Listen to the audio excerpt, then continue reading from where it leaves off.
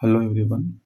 आज अपन जो डिस्कस करेंगे एक नॉर्मल टर्म के जो पैरामीटर्स होते हैं उसके बारे में अपन आज डिस्कस करेंगे। तो आज का जो टॉपिक है इसको the characteristics of a normal term neonate at birth.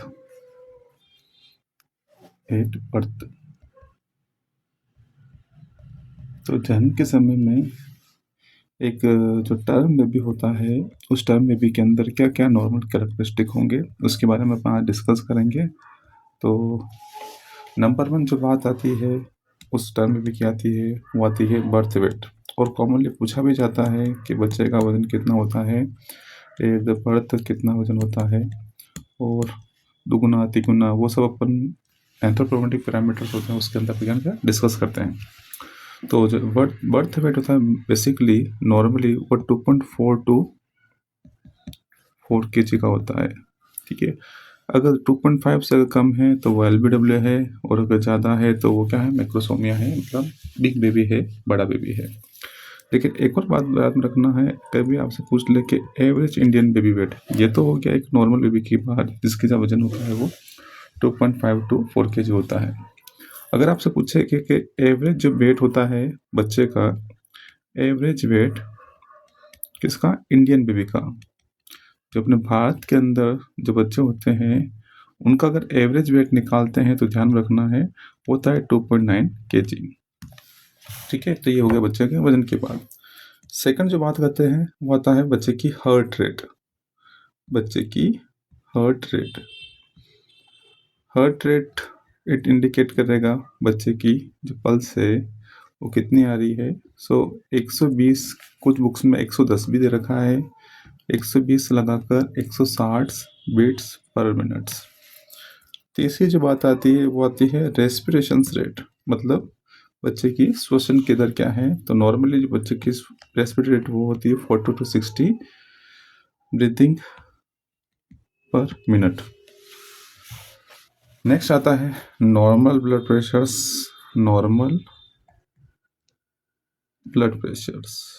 तो नॉर्मली जो ब्लड प्रेशर्स होता है, जो अपना जो नॉर्मल अडल्ट का ब्लड प्रेशर होता है वो 120/80 होता है। किसका होता है, अपने अडल्ट का। लेकिन अगर इसी का अपन हाफ कर दें तो एवरेज उस बच्चे का जो नॉर्मल ब्लड प्रेशर आ जाएगा वो क्या जाएगा, हाफ का मीनिंग है कि 120 का हाफ कर दे तो इसलिए 60 होता है, लेकिन 65, और इसका अगर हाफ करते हैं तो 80 का 40 होता है, लेकिन 45 mm of Hg।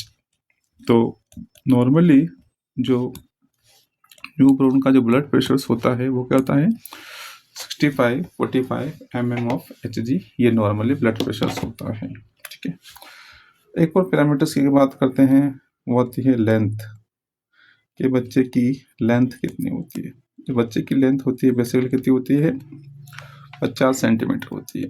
एक बार एग्जाम में पूछा था इंचेस के अंदर, तो इसकी जो लेंथ होती है वो कितनी होती है, 20 इंच होती है। ये भी ध्यान रखना है।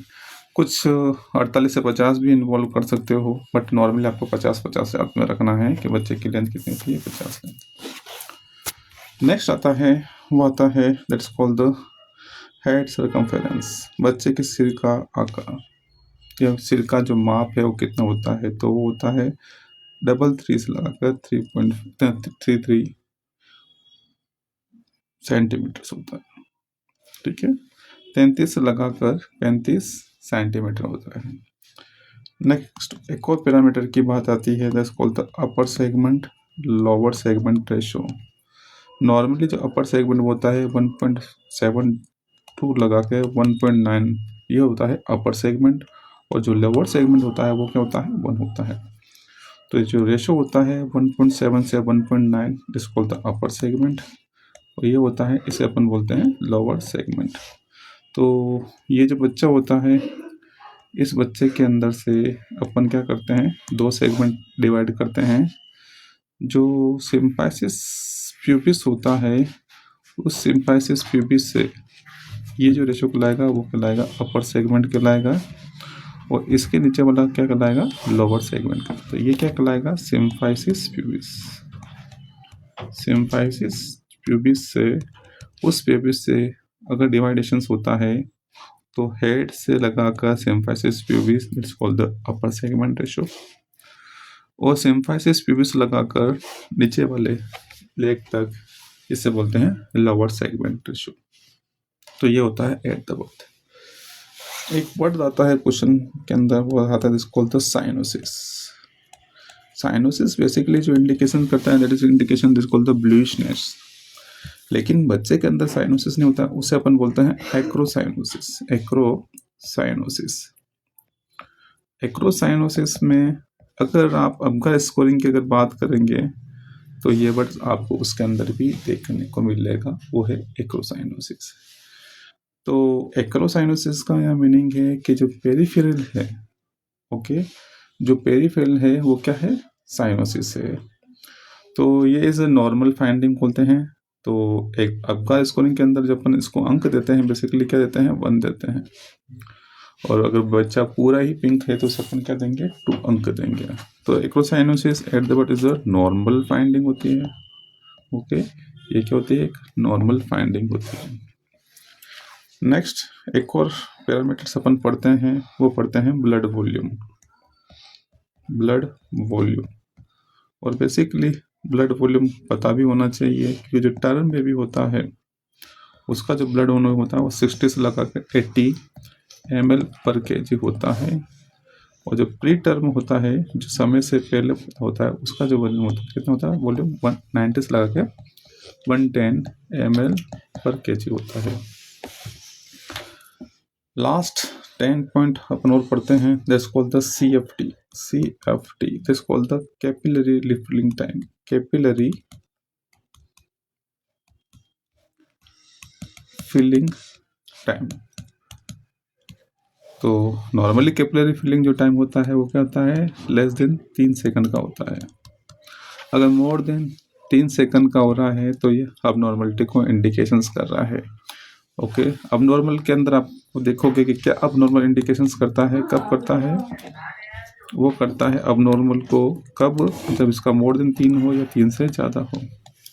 तो ये क्या करेगा, अब नॉर्मल। इस पेशेंट को आप बात सकते तो ये बच्चा हाइपोथर्मिया में हो सकता है, कि जो बच्चे का जो टेम्परेचर है वो फॉल हो सकता है, या बच्चा शॉक में हो सकता है, या बच्चा क्या हो सकता है, हाइपोटेंशन में हो सकता है। तो मोर देन 3 या 3 से ज़्यादा है तो हाइपोथर्मिया, हाइपोटेंशन, हाइपोथर्मिया और शॉक को इंडिकेशंस करेगा। कैपिलरी रिफिलिंग टाइम की अगर बात करते हैं, जो मोस्ट कॉमन जो साइट होती है वो कहाँ से करते हैं अपन स्टर्नम से। ये भी क्वेश्चन पूछा जाता है कि जो CFT होती है उसकी जो मोस्ट कॉमन साइट होती है वो कौन सी होती है। प्रोसीजर की अगर बात करते हैं तो अपन क्या करेंगे, जो बच्चे का स्टर्नम से, इस स्टर्नम से अपन क्या करेंगे, फिंगर से प्रेस करेंगे और क्या बोलेंगे, 101, 102 एंड 1003 करके अपन क्या करेंगे, इसको रिमूव कर देंगे। देन अपन क्या करेंगे, उसके बाद काउंटिंग करेंगे। काउंटिंग कैसे करेंगे, 1004, 1005 एंड 1006, इस तरह से अपन क्या करेंगे, काउंटिंग करेंगे। तो अगर काउंटिंग अगर बड़ी हुई आ रही है तो किसको इंडिकेशंस कर रहा है, ये कैपिलरी फिलिंग टाइम क्या है, ज़्यादा है। अगर इसमें इंडिकेशन आ रहा है 6 के अंदर आपको रिफिलिंग हो रहा है, मतलब जो आपने प्रेस किया था वो नॉर्मल हो चुका है, क्या कहलाएगा अपना, कि नॉर्मल फाइंडिंग है। तो ये कुछ पैरामीटर्स हैं जिसे अपन बोलेंगे characteristics of normal term baby.